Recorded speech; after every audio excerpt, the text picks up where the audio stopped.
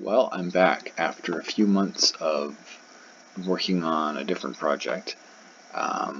It's been a little tricky to get back into this one, kind of relearning all the stuff that I was doing, especially in the game setup menu here.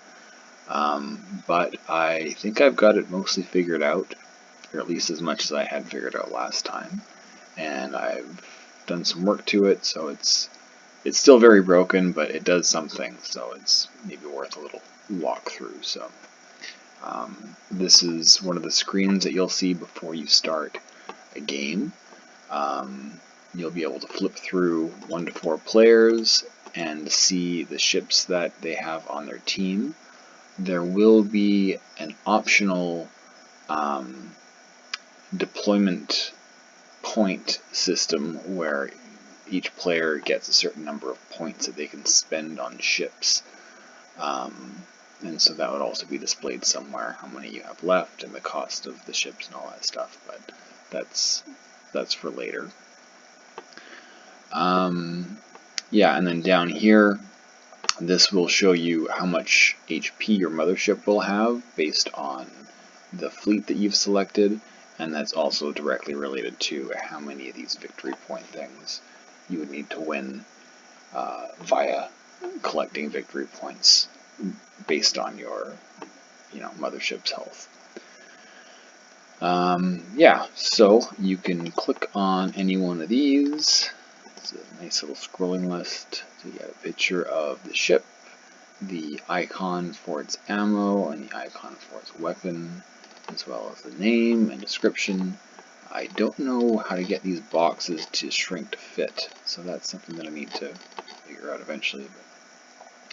But, they also need to show more information, like you're going to want to see how much damage they do. That's kind of the first most obvious thing, but that'll be simple once I get to that point. And yeah, then you click on the plus button and it adds it to your fleet. You can add more. I would like these buttons to stay highlighted after you click on them, but that's a bit of a tricky thing to figure out to make it clear what exactly is showing here. But anyways, you can currently add as many ships as you want. And then as soon as I added a ship, this button appeared, so I can click on one and it will remove it. It's supposed to highlight the previous button on the list, but because the function that returns all of these doesn't return them in the order that you'd expect, it kind of just jumps all over the place. So that's fine. And after you move the last one, that button disappears, so we don't get an index out of range exception. Yeah, that's about it for now. But I'm a little closer to getting to a point where I can have a playable version of this available where people can poke around. But it's still going to be a while. I do have to finish this whole thing where you can set up your team, and I want to have like a mouse hover tooltips sort of thing, because yeah, the fact that I have to explain all this, and maybe I don't, maybe after you've played it, like, it becomes obvious, but I still think that for beginners it's wise to have that kind of thing